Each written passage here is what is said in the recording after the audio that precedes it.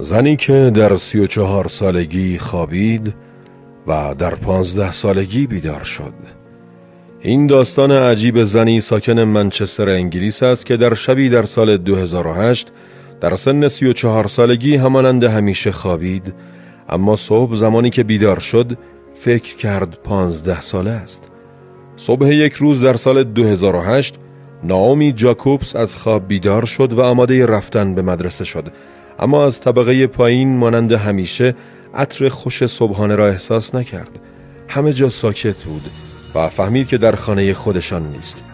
شب قبل را به یاد آورد که به خواهرش سایمون شب بخیر گفت و با فکر امتحان فردا چراغ را خاموش کرد، ولی اکنون در تخت دیگری، در اتاق دیگری، در خانه دیگری بیدار شده بود و عکس‌های یک پسر بچه 11 ساله ناشناس را روی میز عسلی کنار تخت میدید. به آینه نگاه کرد و خود را بزرگسال یافت. 15 ساله خوابیده و اکنون 34 ساله بیدار شده بود، اما در واقع 34 ساله خوابیده بود و با خاطرات 15 سالگی از خواب بیدار شد، در حالی که فراموش کرده بود یک پسر 11 ساله دارد که وی را مامان صدا می کرد. اکنون 3 سال از آن روز عجیب گذشته و نائومی جاکوبس به زندگی عادی خود بازگشته است.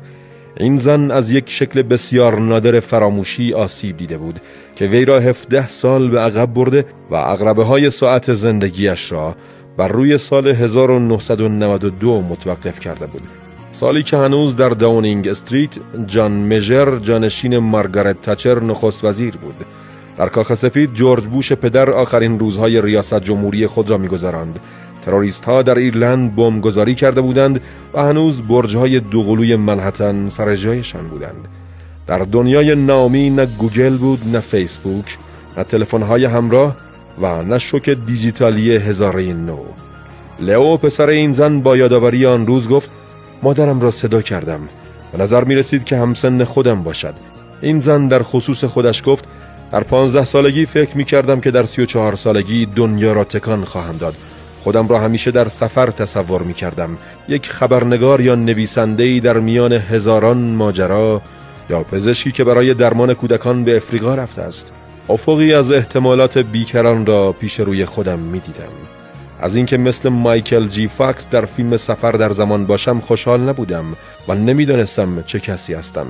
کاری جز گریه کردن نبود. فقط میخواستم به زندگی دختریم بازگردم.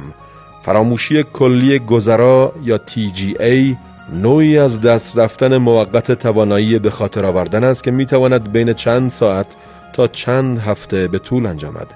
این آسیب با بسامد بیشتری بین افراد 56 تا 75 سال شایع است و در انگلیس از هر 100,000 نفر 5 نفر به آن دچار می شوند.